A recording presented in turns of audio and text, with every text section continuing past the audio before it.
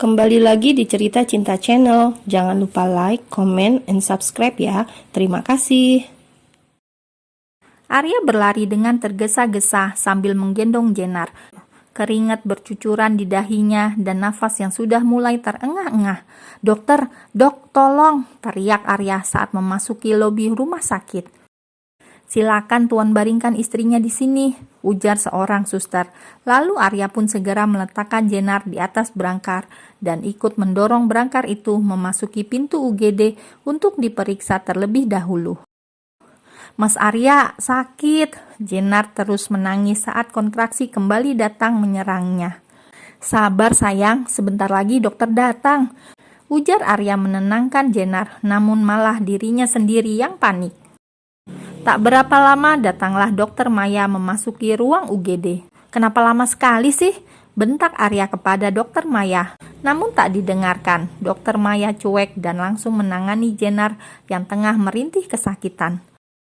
"Sudah berapa lama sakitnya, J?" tanya dokter Maya. "Tadi pas lagi makan tiba-tiba mules, sakit banget dok," ujar Jenar sambil meringis.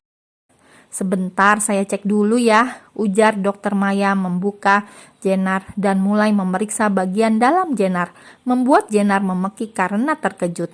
"Au!" pekik Jenar. "Hei, apa yang kau lakukan, hah?" teriak Arya semakin panik saat melihat dokter Maya memasukkan jarinya pada bagian intim Jenar. "Tuan Arya yang terhormat, bila Anda tidak bisa diam, sebaiknya Anda tunggu di luar, biar saya bisa fokus menangani istri Anda," ucap dokter Maya tegas, membuat Arya terdiam. "Masih pembukaan 7, masih ada beberapa jam lagi menuju persalinan," ujar dokter Maya. "Tapi kenapa sakit sekali dok?" keluh Jenar. "Sabar ya, sebentar lagi," ucap dokter Maya tersenyum. "Mas Arya," panggil Jenar. Kini ia sudah dipindahkan ke ruang perawatan sambil menunggu pembukaan lengkap. Tamara dan Adi senantiasa ikut menunggu Jenar berada di rumah sakit. Mereka sudah tidak sabar menunggu kelahiran cucu kedua dan ketiga. "Apa sayang?" tanya Arya lembut. "Laper," kata Jenar memanyunkan bibirnya. "Mas suapin ya."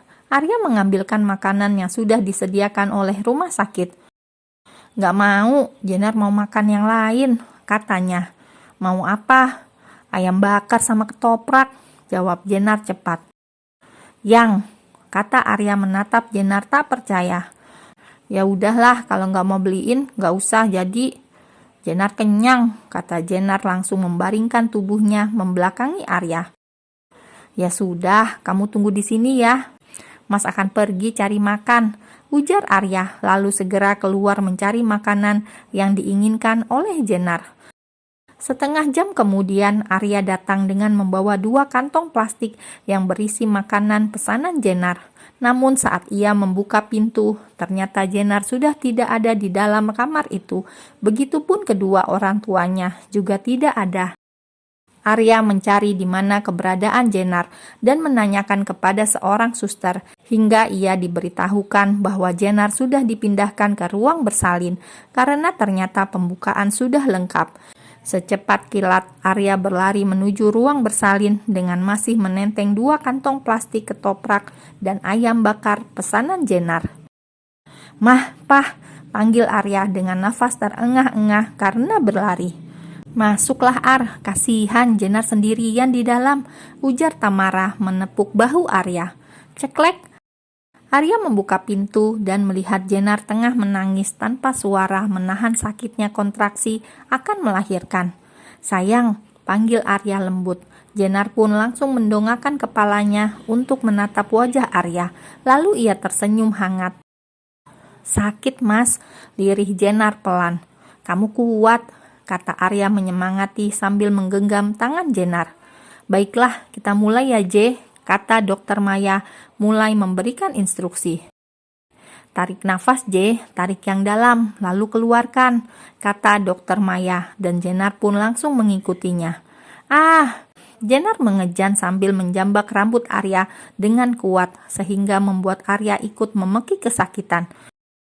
Aduh, sakit yang!" teriak Arya. "Ayo lagi J," kata dokter Maya. "Sakit mas," lirih Jenar sambil mengatur nafasnya. Ah, oe, oe, satu bayi keluar dengan selamat dan langsung menangis kencang. Selamat, anak pertama kalian laki-laki, kata dokter Maya, lalu segera memberikan bayi pertama Jenar kepada suster untuk diberikan. Anak kita laki-laki sayang, ujar Arya bahagia. Ah, sakit lagi mas, teriak Jenar kala merasakan kontraksi kedua. Ayo Je, lakukan sekali lagi ya, kata dokter Maya. Jenar pun langsung mengatur nafasnya dan mulai menarik nafasnya dalam. Sekali lagi Je, kata dokter Maya. Mas sakit, Jenar gak kuat, kata Jenar dengan wajah sendunya. Semangat sayang, sedikit lagi, baby twin J sudah ingin bertemu maminya. Please, kamu kuat, ujar Arya memberikan semangat pada Jenar. Cup, Arya mengecup kening Jenar dengan lembut. Jenar pun mencoba mengumpulkan tenaganya lagi dan kembali menarik nafas dalam. Ah, oe, oe. Wah, dua laki-laki sejati, ujar dokter Maya tersenyum. Terima kasih sayang, terima kasih. Arya menghujani wajah Jenar dengan ciuman, membuat Jenar tersenyum tipis. Mas, aku lelah, lirih Jenar sambil memejamkan matanya. Dek, Arya terkejut kala melihat Jenar terkulai lemas dengan mata terpejam. Sayang, hei, jangan tidur dulu, ujar Arya menepuk-nepuk wajah Jenar. Sayang, panggil Arya lagi, namun tidak ada pergerakan dari Jenar. Mai, Jenar kenapa? Teriak Arya panik. Dokter Maya yang tengah memotong tali pusat pada bayi Jenar pun terkejut kala mendengar teriakan Arya. Astaga, pekik dokter Maya. Jam sudah menunjukkan pukul 3 dini hari, namun Arya masih terus mondar-mandir di luar ruangan. Ia sangat takut terjadi apa-apa dengan istrinya, begitupun Tamara dan juga Adi tak kalah khawatirnya dengan Arya.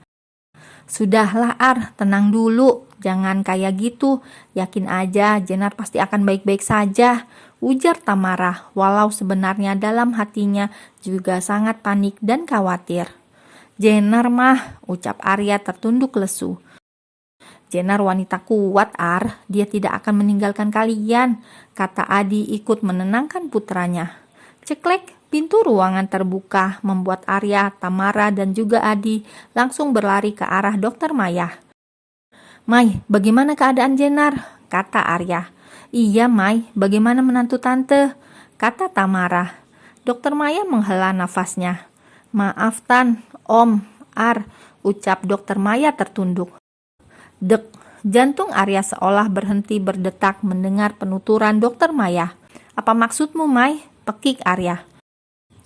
Maaf Ar, kami sudah melakukannya sebaik mungkin, tapi pendarahan pada rahimnya tidak bisa dihentikan, ucap dokter Maya lirih.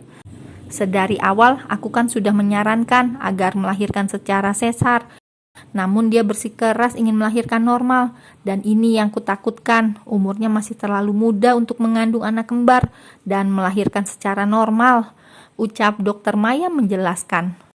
Tamara langsung histeris di pelukan Adi, namun berbeda dengan Arya. Ia hanya terdiam dan tidak ada air mata yang keluar. Ia masih menatap lekat-lekat wajah dokter Maya, lalu tertawa.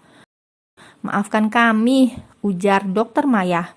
Enggak, Mai, kamu bohong kan? Bilang kalau ini hanya prank kan, Mai? Kata Arya menggelengkan kepalanya.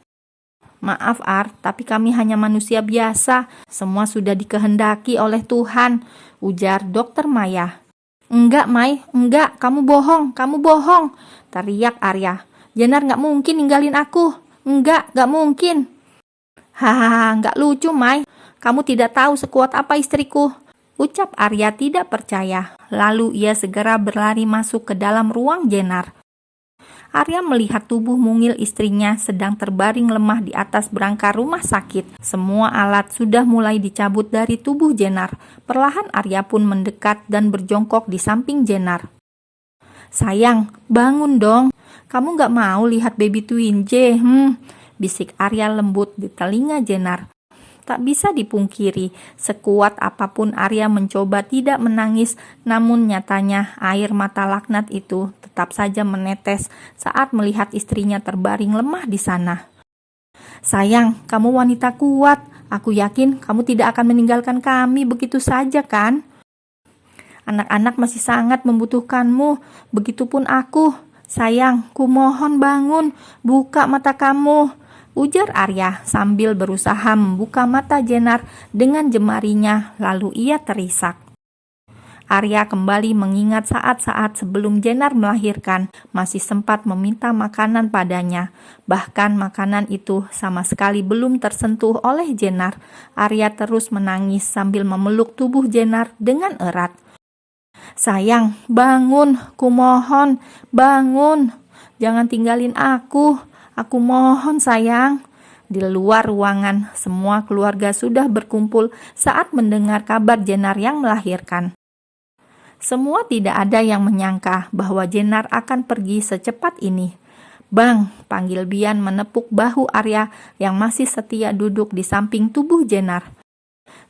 Jangan berisik, Bi, nanti Jenar bangun, dia lagi istirahat, kata Arya lirih, matanya sudah bengkak dan memerah. Bian mendongakkan wajahnya ke atas agar air mata tak menetes di pipinya. Bang, udah ikhlasin Jenar ya, ucapnya. Lo ngomong apaan sih, Bi? Dibilangin jangan berisik, mending lo lihatin anak-anak gue sana, biar gue temenin Jenar dulu di sini, kata Arya menyuruh Bian pergi. Lalu ia merebahkan kepalanya di sisi kepala Jenar. Arya, lo harus ikhlas, ujar Dimas ikut menyemangati Arya. Kalian ini apa-apaan sih? Udah deh, sana-sana keluar, jangan pada di sini, berisik, kata Arya. Lo gak mau ngazanin anak-anak lo, kata Dimas membuat Arya langsung menatap Dimas. Oh iya, anak-anak gue belum diazanin, ucap Arya pelan. Sayang, kamu istirahat dulu ya di sini, ditemani Bian, biar Mas azanin anak-anak kita dulu, ujar Arya berbisik di telinga Jenar. Bi, jagain kakak ipar lo, jangan macem-macem, ancam Arya, lalu melangkah keluar menuju ruang bayi. Seperginya Arya, Bian dan Dimas sudah tidak bisa membendung air matanya lagi saat melihat Jenar.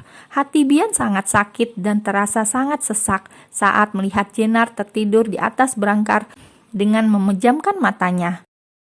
Je, bangun dong, kamu gak mau nyuruh-nyuruh aku lagi, kata Bian saat sudah berada di samping tubuh Jenar. Bangun, Je, aku ikhlas kamu suruh-suruh terus, gak apa-apa. Asal aku bisa lihat senyum dan tawa kamu lagi. Aku bisa dengar suara kamu lagi. Please, Je, bangun. Isak tangis Bian begitu pilu di telinga Dimas. Dimas sangat tahu bagaimana kedekatan Bian dan Jenar. Sedari awal Jenar datang ke rumah keluarga Pranata, Bianlah orang pertama yang dekat dengan Jenar. Astaga, Je, kenapa kamu tega banget sih ninggalin Twin J yang masih sekecil itu? Ucap Bian mencoba untuk tidak menangis, namun nyatanya air mata terus mengucur membasahi pipinya.